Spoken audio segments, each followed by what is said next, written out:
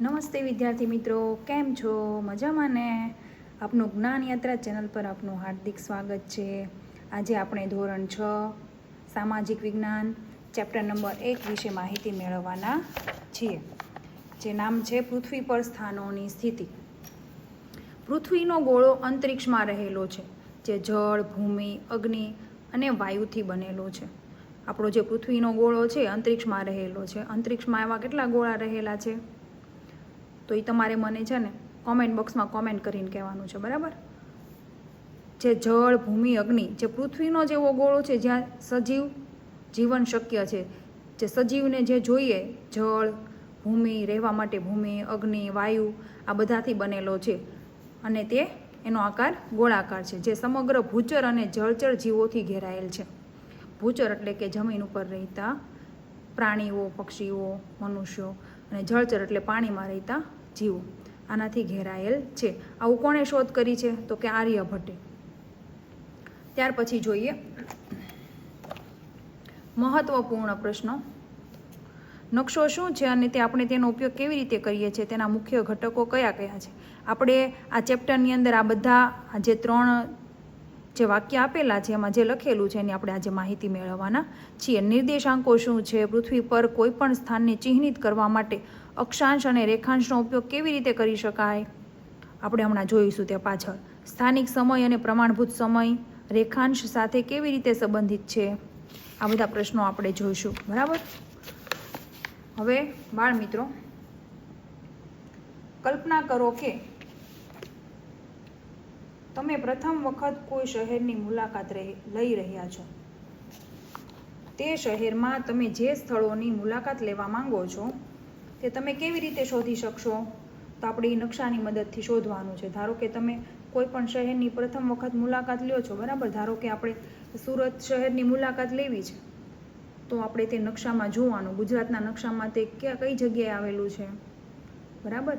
પછી તે નકશામાં આપણને એકદમ નાનું અમસ્તું દેખાશે, પણ એનો વિસ્તાર આપણે પ્રમાણમાપને આધારે આપણે નક્કી કરી શકાય.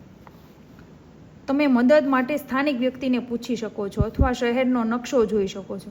જો તમારી પાસે નકશો ન હોય અવેલેબલ, બરાબર, તો આપણે કોઈ ત્યાં રહેતા હોય સ્થાન, એટલે કે જે તે વિસ્તારમાં રહેતા હોય તે લોકોને આપણે પૂછીને તે વિસ્તાર વિશે જાણીશું. તમે અગાઉના ધોરણમાં નકશા વિશે કેટલીક બાબતો શીખી હતી. આપણે ધોરણ 5માં નકશાની બાબતો આપણે જોઈ હતી, બરાબર?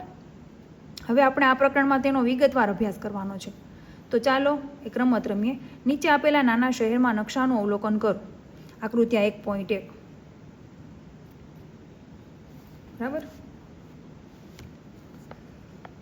તમે રેલવે સ્ટેશન પર રેલગાડીમાંથી હમણાં જ ઉતર્યા છો અને નકશા પર ચિહ્નિત બેંકમાં જવા માંગો છો. તમે રેલગાડીમાંથી નીચે ઉતર્યા છો અને તમારે તે વિસ્તારની બેંકમાં જવાનું છે. તો તમે કયા માર્ગથી જશો? શું અન્ય કોઈ સંભવિત માર્ગો છે? શું તમે આ જ નકશામાં જાહેર ઉદ્યાન, શાળા અને સંગ્રહાલય પણ શોધી શકો છો? જો અહીંયા ક્યાં છે રેલવે સ્ટેશન? ક્યાં છે આપણે જોઈએ તો આપણું રેલવે સ્ટેશન છે, બરાબર? અહીંયા આપણે ઉતર્યા છે. હવે ધારો કે આપણે હોસ્પિટલ જવું છે, તો આપણે કયા રસ્તેથી જવાનું છે? લેફ્ટ સાઈડ, રાઈટ સાઈડ આપણે નક્કી કરવાનું છે. અથવા તો નથી ખબર તો આપણે નકશો જોવાનો છે. આપણે રેલવે સ્ટેશનમાંથી બહાર નીકળીએ, બરાબર, એટલે ત્યાં નકશો દોરેલો હોય જે તે શહેરનો, એમાંથી આપણે પણ જોઈ શકીએ. અથવા તો ત્યાં કોઈ સ્થાનિક વિસ્તારમાં જે તે લોકો રહેતા હોય તેને આપણે પણ પૂછીને પણ તે જગ્યાએ આપણે જઈ શકીએ. જો તમારે બેંકથી બજારમાં જવું હોય તો તમે કયો માર્ગ પસંદ કરશો? બેંકથી બજાર. જો બેંક ક્યાં આપેલી છે? તો અહીંયા. હવે બજાર કઈ જગ્યાએ છે? તો અહીંયા. તો આપણે કઈ સાઈડનો? એની ડાબી બાજુનો, બેંકની ડાબી બાજુનો રસ્તો પસંદ કરશું. ત્યાર પછી રસ્તો સીધું જવા કરતાં આપણને આ ઇઝી પડશે, બજાર, અથવા તો અહીંયાથી બી ઇઝી પડશે, આવી રીતના, બરાબર? આવા સંજોગોમાં જ નકશોનો ઉપયોગ કરવામાં આવે છે. નકશો એ ખજાનાની શોધ માટેની માર્ગદર્શિકા જેવો છે. તે તમને બતાવે છે કે કયું સ્થળ ક્યાં આવેલું છે અને ત્યાં કેવી રીતે પહોંચી શકાય. આપણે નકશામાંથી શું જોઈ શકાય, શું જાણી શકીએ? તો કે કયું સ્થળ ક્યાં આવેલું છે, બરાબર, કયું સ્થાન ક્યાં આવેલું છે તે આપણે જાણી શકાય. નકશાના ઉપરના જમણા ખૂણે જુઓ, આ જમણા ખૂણે આપેલા 4 તીરો, નોર્થ, ઈસ્ટ, સાઉથ, વેસ્ટ. નકશાના ઉપરના જમણા ખૂણે આપેલા 4 તીરો પર ધ્યાન આપો. આપણે આગળ જોઈશું કે તેઓ કઈ રીતે ચોક્કસ દિશાઓનો નિર્દેશ કરે છે અને નકશાને સમજવામાં વધુ મદદરૂપ થાય છે. તો અપાર્ટમેન્ટ છે, બરાબર, એ કઈ દિશામાં છે? ઉત્તર, સાઉથ એટલે દક્ષિણ, ઈસ્ટ પૂર્વ, અને આ સાઈડનું રેલવે સ્ટેશન છે તે વેસ્ટ એટલે કે પશ્ચિમ. નકશો અને તેના ઘટકો. નકશો અને તેના ઘટકો આપણે આ સરળ ઉદાહરણથી સમજી શકીએ.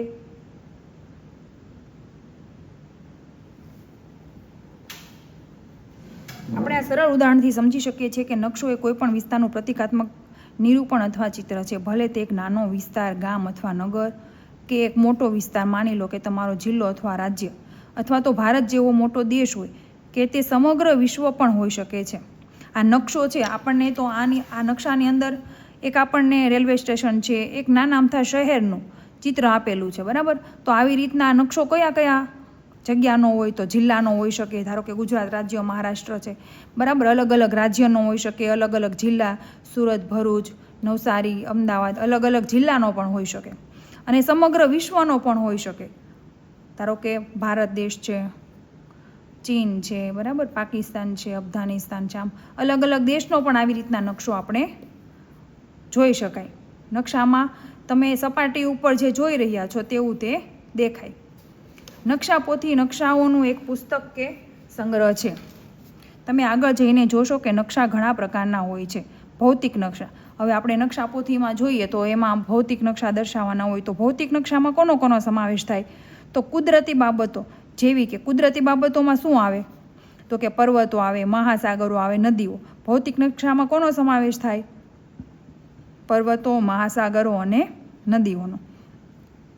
રાજકીય નકશા દેશો અથવા રાજ્યો, સરહદો, શહેરો વગેરે દર્શાવે છે. રાજકીય નકશામાં શું આવે?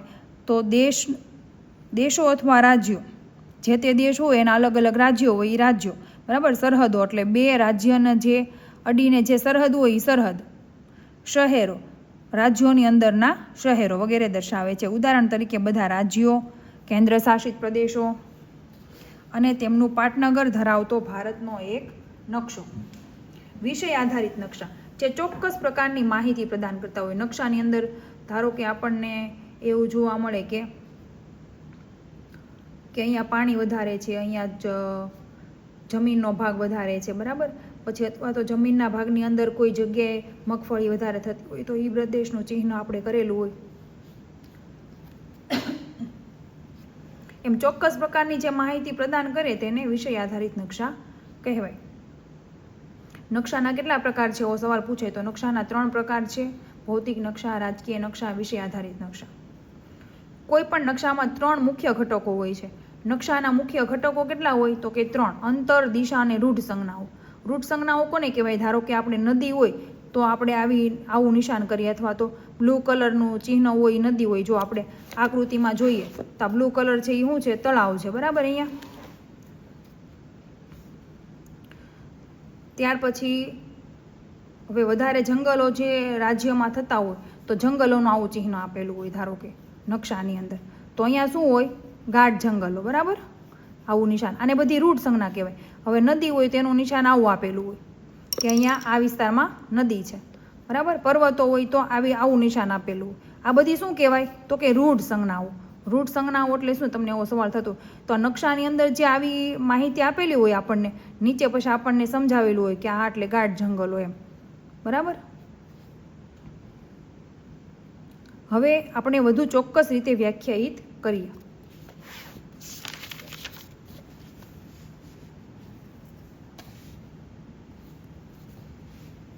શું તમને ક્યારેય આશ્ચર્ય થયું છે કે એક વિશાળ વિસ્તારને કાગળના નાના ટુકડા પર કેવી રીતે રજૂ કરી શકાય છે? તે નકશાના પ્રમાણ માપની મદદથી કરવામાં આવે છે. હવે તમને એવું થતું હશે કે આ આપણે આગળ જે નકશો જોયો તો આ નકશો કેવો બનાવેલો છે, પણ આપણે જો પ્રમાણ માપની રીતના જોઈએ ને તો આવી જ રીતના દેખાતું હોય. હવે ધારો કે અત્યારે આપણે હવે તમે એક વિચારી લો, તમે પ્લેનમાં બેઠા છો, બરાબર. તો ઉપર તમે બેઠા હો અને એમાં જો બારીમાંથી બહાર તો નથી ડોકું કાઢવાનું, પણ આપણને વિન્ડોમાંથી એવું દેખાય કે મોટા મોટા જંગલો હોય, એ આપણને નાના નાના ચોરસમાં દેખાય, પછી પાણી છે એ દેખાય આપણને પતલી પટ્ટી જેવું, બરાબર. તો એવી રીતના નકશાને પ્રમાણ માપની મદદથી કરવામાં આવે છે.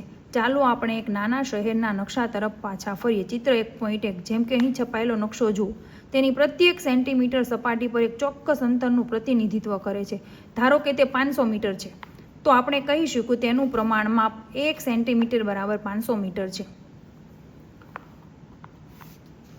1000 મીટર હોય, બરાબર, ત્યારે 1 કિલોમીટર થાય. તો આપણે આ જે ચોક્કસ અંતર આપેલું છે અમુક સ્થળ વચ્ચેનું, એ 500 મીટર બરાબર આપણે 1 સેન્ટીમીટર લેવાનું છે. એટલે કે 1 સેન્ટીમીટર હોય ત્યારે 500 મીટર, બીજું સેન્ટીમીટર હોય તો 1 કિલોમીટર થઈ ગયું, બરાબર, 1000 મીટર. એટલે પછી એવી રીતના આપણને ચોક્કસ પ્રમાણ માપની મદદથી આપણે તેનું નકશાનું માપ કાઢીએ છીએ. તેને શું કહેવાય? તો કે પ્રમાણ માપ. હવે આ પાઠ્યપુસ્તકમાં પ્રકરણ 5ના ચિત્ર 5.2ના ભારતનો નકશો જુઓ. પ્રકરણ નંબર 5 અને 5.2. આકૃતિ નંબર કેટલી છે? તો કે 5.2. જુઓ આકૃતિમાં જુઓ. હવે જુઓ આની અંદર કૃષ્ણા નદી અહીંયા છે, આ એક ચોક્કસ અંતર આપેલું છે. તો અહીંયા જો આપણને અંતરમાં આપેલું રહ્યું કે 500 મીટર, અહીંયા જો નિશાની આપેલી રહી, આ રૂટ સંજ્ઞા કહેવાય. શું કહેવાય? રૂટ સંજ્ઞા. જો આ 500 મીટર છે, બરાબર 1 કિલોમીટર. અને આપણે અહીંયા શું જોયું આગળ આ નકશાની અંદર? આ નકશાનું માપ આપણને અહીંયા લખીને આપેલું છે કે 1 સેન્ટીમીટર બરાબર 500 મીટર. 1 સેન્ટીમીટર બરાબર 500 મીટર, બરાબર. આ પ્રમાણ આપણે નીચે ડાબી બાજુના ખૂણામાં એક માપપટ્ટી દ્વારા દર્શાવેલ છે, જેની લંબાઈ ઉપર 500, આપણે પાછળ આકૃતિમાં હમણાં જોયું ને, લંબાઈની ઉપર 500 અને કિનારા પર કિમી લખેલ છે. તેનો સીધો અર્થ શું થશે કે માપપટ્ટી મુદ્રિત નકશામાં 2.5 સેમીનું માપ લે છે. તે સપાટી પરનું 500 કિલોમીટર દર્શાવે છે. આપણે આકૃતિ 5.2માં આમાં જોયું, જુઓ અહીંયા આપણે આ જોયું, તો આ 500 કિમી છે. શું છે અહીંયા જો કિમી લખ્યું છે, તો આ આપણે તમે સ્કેલ માપથી ચાલો આ માપો તો કેટલા સેન્ટીમીટર થશે? તો 2.5 સેમી. તો એનો મતલબ શું થશે કે 2.5 સેમીનું અંતર છે, તો 2.5 સેમી બરાબર કેટલા કિલોમીટર? 500 કિલોમીટર, બરાબર. આ બે પ્રદેશ વચ્ચેનું અંતર કેટલું થશે? સેન્ટીમીટરના માપ પ્રમાણે 2.5 સેમી હોય તો 500 કિલોમીટર, બરાબર. આ ચોક્કસ પ્રમાણ માપ કહેવાય. તેથી નકશા પર ચિહ્નિત થયેલ કોઈપણ બે બિંદુઓ વચ્ચેનું વાસ્તવિક અંતર નકશા દ્વારા ઉપયોગમાં લેવાતા પ્રમાણ માપ પર આધારિત હોય છે.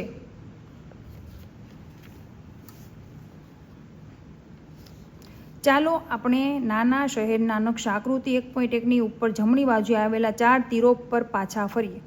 આગળ આપણે આકૃતિમાં હમણાં જોયું, બરાબર, ઉત્તર, દક્ષિણ, પૂર્વ, પશ્ચિમ.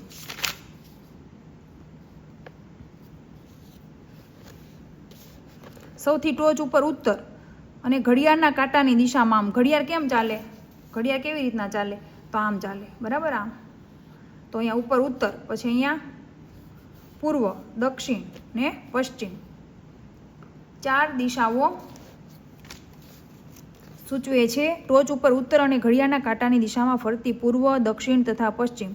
પૂર્વ, દક્ષિણ, પશ્ચિમ તેની 4 મુખ્ય દિશાઓ અથવા મુખ્ય બિંદુઓ પણ કહેવામાં આવે છે. મુખ્ય દિશા અથવા તો મુખ્ય બિંદુઓ. આ ઉપરાંત મધ્યવર્તી દિશાઓ. મધ્યવર્તી દિશા એટલે શું કહેવાય? તો કે આ ઉત્તર અને પૂર્વની વચ્ચે શું આવે તેને કઈ દિશા કહેવાય? તો ઉત્તર પૂર્વ. કઈ દિશા કહેવાય? ઉત્તર પૂર્વ. પછી પૂર્વની દક્ષિણની વચ્ચે જે દિશા હોય એને શું કહેવાય? દક્ષિણ પૂર્વ. અને દક્ષિણ અને પશ્ચિમની વચ્ચે દિશા હોય એને દક્ષિણ પશ્ચિમ કહેવાય. પશ્ચિમ અને ઉત્તર વચ્ચેની ઉત્તર પશ્ચિમ. આમ બંને જે દિશા આપણે વચ્ચે લખીએ એ આ વચ્ચેનો ભાગ એમ, બરાબર. ઉત્તર પૂર્વ એટલે નોર્થ ઈસ્ટ, દક્ષિણ પૂર્વ એટલે સાઉથ ઈસ્ટ, દક્ષિણ પશ્ચિમ એટલે સાઉથ વેસ્ટ અને ઉત્તર પશ્ચિમ એટલે નોર્થ વેસ્ટનો પણ ઉપયોગ કરાય. મોટાભાગના નકશાઓમાં એન અક્ષરથી ચિહ્નિત તીર હોય છે જે ઉત્તર દિશાનો નક્કી કરે છે. ઉપર આપણને કોઈ પણ નકશા હોય ને જો આવું નિશાન આપ્યું હોય એન ઉપરની બાજુ, તો એ કઈ દિશા સમજવાની? ઉત્તર, બરાબર. તો હવે આપણે જોઈશું રૂટ સંજ્ઞાઓ. ચાલો આપણે આ એક એક્ટિવિટી કરીએ. નાના શહેરમાં નકશા પર ફરીથી વિચાર કરો. નીચે આપેલી યાદીમાં સાચા અને ખોટા વાક્યોને ઓળખો. બજાર હોસ્પિટલની ઉત્તરમાં આવેલું છે. તો આ વાક્ય કેવું છે, ખરું કે ખોટું? ચાલો જોઈએ આપણે આકૃતિમાં. બજાર ક્યાં છે? તો બજાર અહીંયા છે. આપણને શું કીધું છે કે બજાર હોસ્પિટલની ઉત્તરમાં. હોસ્પિટલ ક્યાં છે? તો અહીંયા છે. તો ખોટું છે. ક્યાં આવેલું છે બજાર? ક્યાં આવેલું છે? ચાલો કોમેન્ટ બોક્સમાં મને લખીને કહો.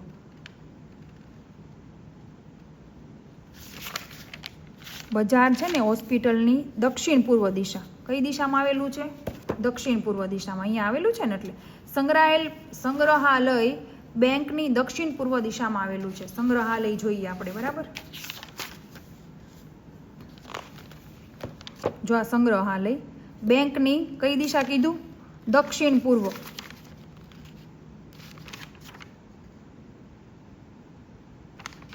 સંગ્રહાલય છે એ બેંકની દક્ષિણ પૂર્વ દિશામાં આવેલું છે. તો દક્ષિણ પૂર્વ એટલે કઈ દિશા થઈ? તો આ દિશા થઈ. પણ એ ખોટું છે. કઈ દિશામાં આવેલું છે? દક્ષિણ દિશામાં, બરાબર? પછી રેલવે સ્ટેશન હોસ્પિટલની ઉત્તર પશ્ચિમમાં છે. રેલવે સ્ટેશન ક્યાં છે? તો અહીંયા. હોસ્પિટલની આ હોસ્પિટલ અહીંયા છે અને ક્યાં આવેલું કે છે? ઉત્તર પશ્ચિમ. તો એ કેવું છે? રેલવે સ્ટેશન તો અહીંયા છે અને આપણને એવું કીધું છે કે હોસ્પિટલની ઉત્તર પશ્ચિમમાં આવેલું છે. ઉત્તર પશ્ચિમ કઈ થાય? આ ને આ. ત્યાં નથી આવેલું. કઈ જગ્યાએ આવેલું છે રેલવે સ્ટેશન? અહીંયા રેલવે સ્ટેશન છે અને હોસ્પિટલ ક્યાં છે? તો આ ઉત્તર દિશા થઈ, બરાબર? અને આ કઈ દિશા થઈ? કયો મને, ચાલો.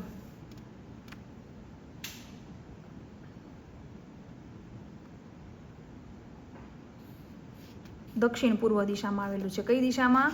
દક્ષિણ પૂર્વમાં. ત્યાર પછી તળાવ રહેણાંક મકાનોની ઉત્તર પશ્ચિમમાં છે. તળાવ છે, આ તળાવ છે. રહેણાંક વિસ્તાર એટલે અપાર્ટમેન્ટ, બરાબર? એની ઉત્તર પશ્ચિમમાં છે. તળાવ રહેણાંક મકાનોની ઉત્તર પશ્ચિમમાં છે. તો એ કેવું છે? તળાવ અહીંયા આપેલું છે અને રહેણાંક ક્યાં આપેલા છે? તો ઉપર છે. તો ઉત્તર ને પશ્ચિમ. તો આ વાક્ય કેવું છે? ખોટું છે. ક્યાં આવેલું છે? ઉત્તર પૂર્વમાં. ક્યાં આવેલું છે? ઉત્તર પૂર્વમાં, બરાબર? રૂટ સંજ્ઞાઓ. એક નકશાનું બીજું એક મહત્વનું ઘટક છે. આપણા નકશામાં વાસ્તવિક ઇમારતો અને કેટલાક અન્ય ઘટકોના નાના ચિત્રો છે. પરંતુ મોટા શહેર અથવા દેશના નકશા પર આમ બધાને દર્શાવવા માટે પૂરતી જગ્યા ન હોય. તેના બદલે આ આકારોને દોરવા માટે રૂટ સંજ્ઞાઓનો ઉપયોગ કરવામાં આવે છે.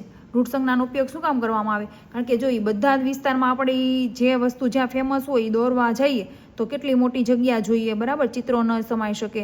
એટલા માટે આપણે નાના નાના ચિત્રો એના નક્કી કર્યા હોય. એ ચિત્રો આપણે દોરી દઈએ એટલે એનો મતલબ રૂટ સંજ્ઞાઓ, બરાબર? દેશના નકશા પર આ બધાને દર્શાવવા માટે પૂરતી જગ્યા ન હોય. તેના બદલે આકારોને દોરવા માટે રૂટ સંજ્ઞાઓનો ઉપયોગ કરવામાં આવે છે. ઉદાહરણ તરીકે વિવિધ પ્રકારની ઇમારતો, દાખલા તરીકે રેલવે સ્ટેશન, શાળા, પોસ્ટ ઓફિસ, માર્ગો, રેલવે લાઇન અને નદી, તળાવ, જંગલ માટેની રૂટ સંજ્ઞાઓ. આ રીતે નકશા પર ઉપલબ્ધ મર્યાદિત જગ્યામાં ઘણી વિગતો દર્શાવી શકાય છે. વિવિધ વપરાશકર્તાઓ નકશાને વધુ સરળતાથી સમજે માટે નકશા નિર્માતાઓ ચોક્કસ રૂટ સંજ્ઞાઓનો ઉપયોગ કરે છે. વિવિધ દેશો રૂટ સંજ્ઞાઓ વિવિધ સમૂહનો ઉપયોગ કરે છે. અલગ અલગ દેશો હોય આ રૂટ સંજ્ઞાઓને વિવિધ સમૂહનો ઉપયોગ અલગ અલગ રીતે કરે છે. સરકારી સંસ્થા દેશ ભારતીય સર્વેક્ષણ વિભાગે ભારત અથવા ભારતના ભાગોના નકશા માટે રૂટ સંજ્ઞાઓનો એક સંગ્રહ નક્કી કરેલો છે.